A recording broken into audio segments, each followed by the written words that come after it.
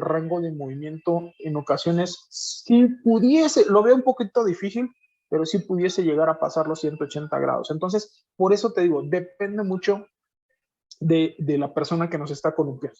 Originalmente, se puede decir así, es un oscilador. En el caso del sub y baja, por ejemplo, también lo podemos trabajar nosotros como un balancín de manera general. ¿Por qué? Porque no da vueltas completas. Ahorita, y por eso no quería tocar ese tema, o bueno, no quería comentarles esto, porque me van a decir, bueno, es que un sub y baja da menos de 180 grados, por lo tanto es un oscilador. Sí, la respuesta es sí. Pero ahorita como vamos paso a paso, se puede decir así, también se le puede llamar como un balancín. Un péndulo también lo podemos llamar balancín, sin ningún problema. En nuestro auto, bueno, en el auto, si tienen uno en casa, por ejemplo, hay una pieza que precisamente se llama balancín, o se llama balancín, es en lo que es el cuerpo de admisión, ¿sale? O en el cuerpo de aceleración. En esos casos, tiene este movimiento menor a 180 grados, vendría siendo un oscilador. Un balancín y un oscilador es prácticamente lo mismo, pero el rango de movimiento es lo único que los distingue uno de otro. ¿Sí, Ok, nena? profe. Sí. Bueno, disculpe, y otra No, pregunta dime, también. no, dime, las que sean, Eh, dime. bueno, en lo que yo había estado leyendo que nos mandó acerca del balancín, me surgió una Uh-huh. duda si el balancín solamente tiene un punto fijo o puede tener dos o más. Un punto fijo. Lo que pasa que generalmente para que nosotros podamos desarrollar vueltas completas, aclaro, generalmente partimos de un punto fijo, que vendría siendo nuestro eje de rotación. No es condición. Lo que pasa que ahí, por ejemplo, el punto fijo no precisamente puede estar pegado al cuerpo. No sé si me doy a entender. Por ejemplo, el punto fijo de algo, por ejemplo, de la Tierra. ¿Dónde está el punto fijo de la Tierra?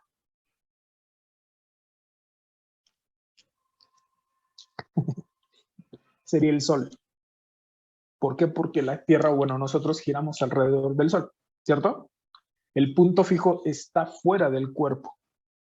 Entonces, por eso es un poquito la distinción. En el caso de un balancín, generalmente siempre va a tener un punto fijo y el rango de movimiento es menor a 360 grados. Esa es la única diferencia. Si ya tienes más de un punto fijo, ahí me atrevo a decirte que posiblemente tu eslabón no tenga movimiento. ¿Por qué te digo esto? Porque, por ejemplo, este es un punto fijo. Si yo coloco otro punto fijo aquí, evidentemente esta barra ya no se movería. No sé si a eso te refieres. Sí, sí, sí, sí.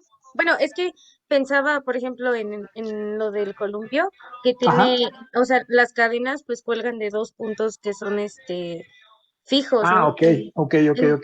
Ya, ya entendí más tu pregunta. Perfecto, no pasa nada, nena. Ok, ahí hay que tener cuidado. ¿Por qué razón? Porque a pesar de que tenga, en el caso del columpio, como bien lo marca su compañera, dos puntos unidos a la estructura, se considera uno solo. En ese caso, y digo, todavía no llego a esa parte, pero se los comento de una vez, no pasa nada.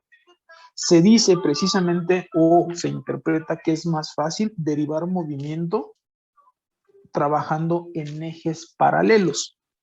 ¿A qué me refiero? Por ejemplo, déjame, ok, perdón. En teoría, nosotros, bueno, imagínense que está bien esto lo que estoy haciendo. Tenemos las dos orejas y estas vendrían siendo las cuerdas o cadenas. Ahí está nuestro columpio, ¿vale? En ese caso, nena, ojo, aquí, ¿quiénes o cuáles elementos vendrían siendo los balancines o osciladores, como les quieras tú llamar? Sería las cadenas. Exacto. Bueno, en este caso yo las estoy representando con las líneas verdes. Estos dos elementos vendrían siendo mis balancines o, en su defecto, osciladores. Ojo, basta con que yo analice uno, ¿sale? Para que entienda o entendamos cómo se mueve este otro. ¿Por qué razón? Difícilmente vas a ver un columpio con una cadena más larga que la otra. ¿Por qué razón? Porque al momento de columpiarte, evidentemente no vas a hacer un movimiento así, sino que te vas a ir chueca, ¿sale? O nos podemos ir de lado y es un peligro. Entonces, en este caso, como las cadenas, las cuerdas o lo que estén amarrado a nuestro columpio tienen la misma longitud, se comportan exactamente y desarrollan el mismo movimiento, a pesar de que tengamos dos puntos fijos. No sé si me explico. Sí, sí, profe, ya lo entendí mejor. Muchas gracias. ¿Sí? ¿Segura? Sí, sí, Porque sí, sí. lo que pasa, ¿y por qué te digo esto y por qué soy muy insistente? Por ejemplo, ahorita me voy a adelantar un poquito. Hagan de cuenta, ok, esto, con mucha imaginación, aclaro. Aquí estoy tratándoles de dibujar más o menos el sistema de transmisión de su bicicleta, ¿vale? En este caso, por ejemplo, nosotros vemos dos puntos fijos. Aquí, aguas. En este caso se interpreta o lo vamos a interpretar que esto es una sola línea, un solo eslabón. ¿Por qué razón? Porque evidentemente si yo no tengo esto o no pusiera o no considerara o no tuviera estos puntos fijos, evidentemente esto no funciona, se cae. ¿Sí me explicó? Entonces, este movimiento que tengo aquí es un movimiento de rotación. Está girando respecto a este punto fijo. Esta otra rueda, o la rueda trasera de nuestra bicicleta, de igual forma va a tener el mismo movimiento de rotación respecto a este otro punto fijo. Aquí la pregunta es, la cadena, en este caso la cadena, y ahorita se los voy a explicar, la cadena nos ayuda a transmitir estos movimientos de rotación. ¿Qué es lo que ocurre? La cadena propiamente dicha, ¿vale? Basta con que yo haga este corte. Ahí si tú te das cuenta, nena, y te digo, más adelante se los voy a volver a repetir. Si yo trazo líneas, aquí si te das cuenta, se forma un mecanismo que lo he estado manejando mucho, o lo dibujo mucho, que es un mecanismo al que conocemos de 4 barras. Esto es el equivalente a esto otro. ¿Sale? Entonces, en esa razón, por eso es tan importante que nosotros, antes de hacer cualquier cosa, tratemos de interpretar más o menos o imaginarnos, es la palabra correcta, cómo funcionaría o cómo nosotros nos imaginamos que funciona. En el caso de la bicicleta, evidentemente dependemos de un movimiento de rotación, ¿sale? Para que este otro tengamos a la salida un movimiento de rotación, pero con mayor velocidad, ¿sale? Por la relación de radios. Pero a ciencia cierta, nada más es un punto fijo. Ok, sí, ¿Más profe. dudas? Uh-huh. Muchas gracias. No, ¿de qué, nena? ¿Más dudas? Preguntas, si es que las hay. Ok. Entonces, continuando con esto, ya definimos lo que es manivela, volante, balancín. Corresponde hablar un poco acerca de lo que son o es el mentado acoplador. El acoplador, como dice ahí el texto o sus notas, es un nombre que se le asigna a un elemento que conecta a un mecanismo con otro. Ese es uno de los casos, déjenme llamarlo así.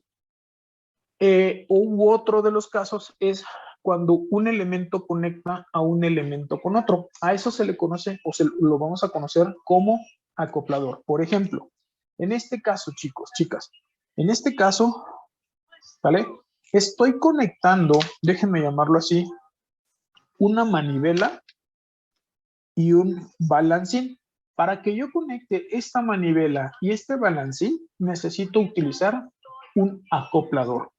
Los acopladores generalmente, aclaro, generalmente desarrollan movimiento plano general. Esa es una de sus características, ¿vale? Generalmente. Sin embargo, hay casos en los cuales el acoplador no desarrolla movimiento plano general, ¿sale? Por ejemplo, bajo esta consideración que les voy a dibujar, ¿sale? Vamos por un instante y a imaginarnos, evidentemente estoy dibujando nada más a mano alzada, que la barra roja y la barra azul tienen la misma inclinación, ¿vale? En este caso, la barra verde, ¿ustedes qué dicen? ¿Sigue siendo acoplador? Sí, ¿por qué? No, ¿por qué?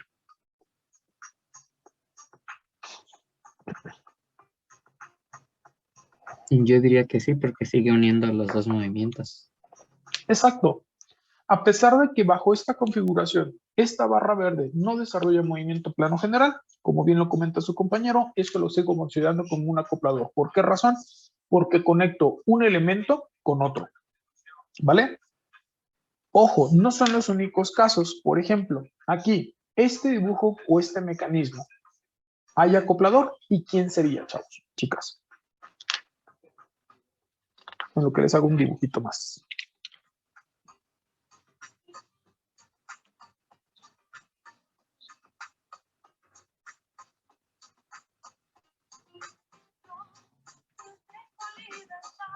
Nenes, nenas. Sería el eslabonito, ese rectangulito que está en medio. Ok. La corredera. Ajá. O el collarín. Exacto. Efectivamente, y como bien lo comenta su compañero, el elemento 3 en ese caso vendría siendo nuestro acoplador. ¿Por qué razón? Porque está conectando la manivela roja contra el balancín número 4. ¿Vale? En ese caso, esa corredera de igual forma desarrolla movimiento plano general. ¿Sí queda claro, chicos, chicas? ¿Dudas, preguntas? Ok. Ahorita precisamente estoy terminando de dibujarles el otro caso que yo les comentaba. El otro caso o el primer caso que les comencé a explicar era que un acoplador también es aquel elemento barra o cuerpo que conecta a un eslabón con otro, un mecanismo con otro, perdón. En este caso, por ejemplo, les estoy dibujando dos mecanismos. El del lado izquierdo se conoce como un mecanismo de 4 barras, el mecanismo que está del lado derecho se conoce como manivela biela corredera. ¿Cómo puedo hacer o qué tengo que hacer para conectar este elemento con este mecanismo con otro? Pues lo puedo hacer precisamente utilizando lo que es un acoplador. Ahí están precisamente los dos casos. Conecta a un mecanismo con otro o en su defecto conecta a un eslabón con otro. Generalmente desarrollan movimiento plano general. Hay casos en los cuales el movimiento plano general no aparece. ¿Va? ¿Alguna duda, pregunta, chicos, chicas? Y al poner el acoplador ahí, ¿no afectará el mecanismo, el otro mecanismo, pues, ¿En qué sentido, nena? en su movimiento? Híjole, pero ¿a qué te refieres? Lo que pasa que, por ejemplo, si tú te refieres a que no da vueltas completas esta barra, sí. En eso lo afecta. ¿Esto de qué va a depender? Precisamente de la función que tiene tu mecanismo o la funcionalidad que tiene tu mecanismo. Por ejemplo, ¿a qué me refiero? Imagínense una línea de producción en una fábrica, por darles un ejemplo. No sé, una fábrica que hace, no sé, tornillos, por darles un ejemplo. Y eso porque me llegó un mensaje acerca de un proyecto así. En esa fábrica que hace tornillos, evidentemente, todo el proceso iniciaría ¿dónde? Pues inicia donde nosotros recibimos el material. En la segunda etapa es donde ya empezamos a cortar el material. La tercera etapa donde ya le empezamos a dar forma al tornillo. La cuarta etapa donde ya empezamos a hacer la cuerda. Y finalmente donde ya vemos el tornillo por sí sola o sí solo. Pero todo tiene una secuencia, ¿cierto? Entonces, en esos casos, si yo llego y les digo, chavos, ¿qué creen? Necesito que metan una estación más. Ahora quiero que los tornillos se pinten de X color o se les ponga un recubrimiento. Evidentemente yo no tengo que alterar, yo no puedo colocar mi estación de pintado o de pintura al principio, al lado de donde está la recepción del material. Lo tendré que mandar al final.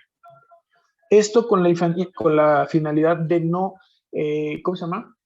Interferir en lo que es la continuidad del proceso. ¿Sí me explico?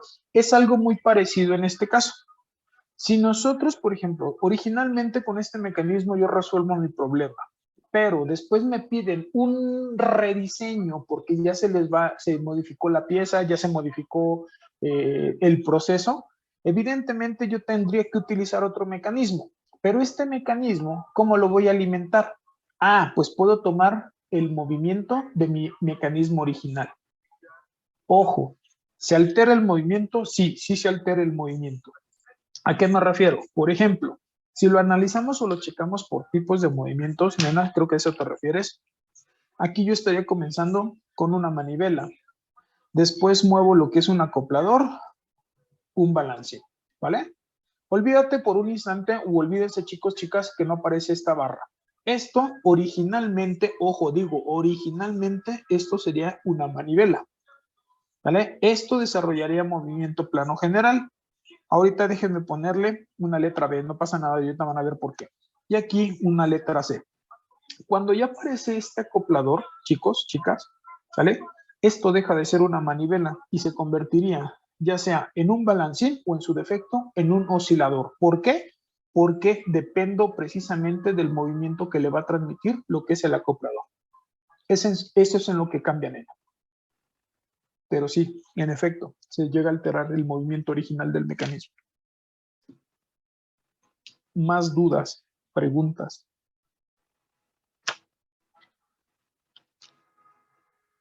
No, ok, vale. Biela, chavos. ¿A qué se le conoce como biela?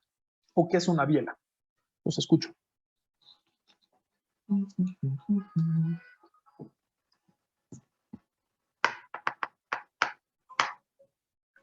O nenas, quien quiera, no pasa nada.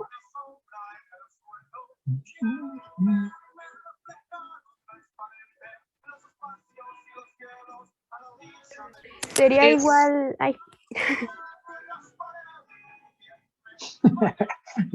Quien quiera, chavos, no pasa nada. si quieres tú. Es una barra conectada a dos eslabones. Una barra conectada a dos eslabones, perfecto. ¿Sí queda claro? Exacto. No, sí, claro, sí. ¿Ya? Uno de los extremos tiene una trayectoria circular y la otra una trayectoria recta. Perfecto, nena. Bien. Eso es bien importante. ¿Por qué razón? Porque precisamente ya estaba literal afilando mis garras para hacerles la pregunta. Ojo, ¿en qué difiere un acoplador de una biela? ¿O qué diferencia habría entre un acoplador y una biela? Ahí aparecen ambos casos. Es más, aparecen los tres casos.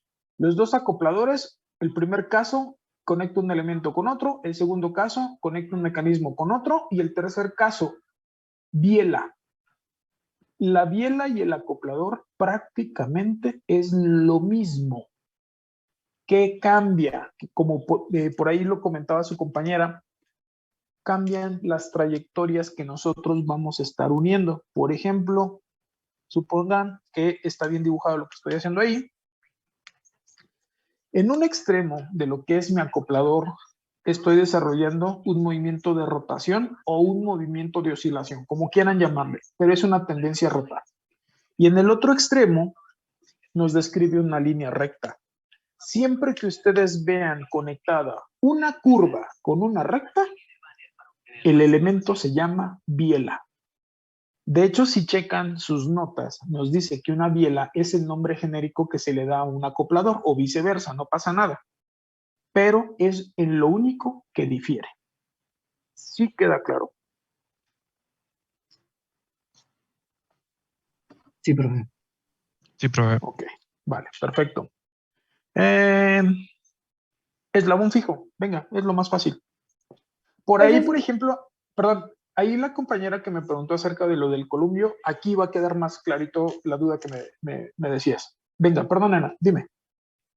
Pues su mismo nombre lo dice, ¿no? Sería un elemento que está fijo. Ok, vale. Se vale, no pasa nada. Como nos dice su compañera, al elemento fijo es una de las partes bien importantes también para que nosotros consideremos algo como mecanismo, si recuerdan. ¿Qué es lo que ocurre? Esto es importante, ¿por qué razón? Porque si nosotros no tuviésemos o no tenemos un elemento fijo, no podemos decir que estemos hablando, perdón, de un mecanismo. En el caso del eslabón fijo, ¿sale? También se le conoce como bastidor, como tierra, armadura, ¿sale? O punto muerto. Gracias a precisamente nosotros tenemos el control de los movimientos. Aquí hay que tener cuidado, ¿por qué razón? Como lo comentaba su compañera, en el caso del columpio, que por aquí tengo mi dibujo feo, acá está. Ojo, en este caso, chicos, chicas, si se dan cuenta, por darles un ejemplo, como ella lo decía, oye, es que tengo dos partes que se están uniendo con el fijo. No pasa nada, a esto lo sigo considerando como uno solo. Todo elemento que no se mueva, lo considero como elemento fijo. ¿Por qué les digo esto? Vamos a ir, evidentemente, cuando vayamos a hacer práctica o nos veamos, hay mecanismos ahí en el laboratorio, por ejemplo, que están montados más o menos, o algo muy parecido a esto, aclaro, no tan feo. Y por aquí tengo una serie de eslabones, ¿sale? Pero específicamente, aquí ya la regué. Bueno, suponen el caso que está bien dibujado. Y de aquí conecto otro. Algo así, ¿no? Muy a grosso modo, claro. Entonces, aquí prácticamente, nenes, nenas, ustedes dicen, oiga, pero es que aquí tengo varios elementos fijos. Efectivamente, pero esto equivale a tener uno solo. Todo elemento que no se mueva lo considero como elemento fijo. Independientemente la forma que tenga, por darles un ejemplo, lo que es la pared de la recámara o de la habitación donde ustedes están ahorita, las paredes evidentemente son paredes opuestas, son paredes de izquierda a derecha, arriba y abajo, pero siguen siendo el mismo elemento fijo. No sé si queda clara esa parte, chavos, chicas. No es necesario que lo consideremos uno independiente, se considera uno solo. ¿Sí queda claro? Profesor, ¿Nenes? Vale. Estos elementos son los que vamos a ocupar como punto de referencia, ¿no? Para nuestros problemas. Exacto. De hecho, generalmente, y así lo voy a empezar a definir un poquito más adelante, todo mecanismo siempre comienza a partir del elemento fijo. A partir de nuestro elemento fijo, comenzamos nosotros a diseñar, comenzamos a armar. ¿Por qué es importante? Porque yo puedo hacer una propuesta sin considerar longitudes, pero si llego a la planta o llego con la persona que me encargó el proyecto y le digo, mira, acá está tu mecanismo, ya resolví el problema. Sí, mi rey, perdón. Sí, pero ¿qué es lo que va a pasar? Oye, pero es que yo necesito ese mismo mecanismo meterlo en una hoja tamaño carta o en una caja de zapatos. Dices, chin, entonces ya tengo que empezar a modificar. Por eso, cuando les explicaba lo que es la definición de diseño cinemático, les decía, siempre es bien importante considerar el espacio en el cual nosotros vayamos a trabajar o donde nosotros vayamos a precisamente poner nuestro mecanismo o nuestra máquina, según sea el caso. ¿Sale? ¿Sí queda claro, chicos, chicas? Ok, vale. Entenderé eso como un sí. Siguiente concepto es hablar acerca de lo que es eslabón de entrada. ¿Qué es el eslabón de entrada? Antes de que me empiecen a definir, o bueno, si quieren participar, algo que se me estaba pasando era comentarles acerca del eslabón fijo. Al eslabón fijo, de aquí hasta que terminemos de vernos, siempre se le va a asignar el número 1. Siempre, siempre, siempre. ¿Sale? Entonces, en ese caso, el elemento 1 va a ser, o entendemos que es el elemento fijo. A partir del elemento fijo, como le comentaba ahorita su compañero, o nos comentaba su compañero, voy a comenzar a armar mi mecanismo. El primer elemento que voy a mover, precisamente, se conoce como elemento de entrada, que es donde va a colocarse o donde se coloca el motor, precisamente, que origina todo el movimiento. En la gran mayoría de mecanismos, siempre se parte o partimos partimos de un solo elemento de entrada o de un solo movimiento, ¿vale? Ojo, esto no es siempre. ¿De qué depende? De la aplicación del propio mecanismo, ¿vale? O de algo que vamos a conocer un poco más adelante que se conoce como movilidad. Algo que les comentaba a sus compañeros de la clase pasada, para que quede un poquito claro esto. En el caso de un brazo robótico, bueno, por ahí creo que ya nos estamos quedando sin tiempo. Si gustan, se pueden volver a conectar. Un brazo robótico, ¿vale? Un brazo robótico, chicos, de hecho, aquí se los estoy representando de la forma más sencilla o simple, como ustedes lo quieran ver. Ahí está, ¿sale? ¿Cuántos elementos de entrada tendremos aquí?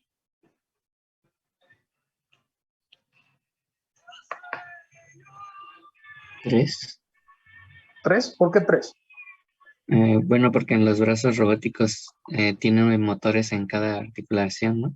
Perfecto. Bien, hijo, bien. Ojo, ¿qué pasa? A ver si me puedes contestar tú mismo. ¿Qué pasa si yo nada más tengo un solo motor?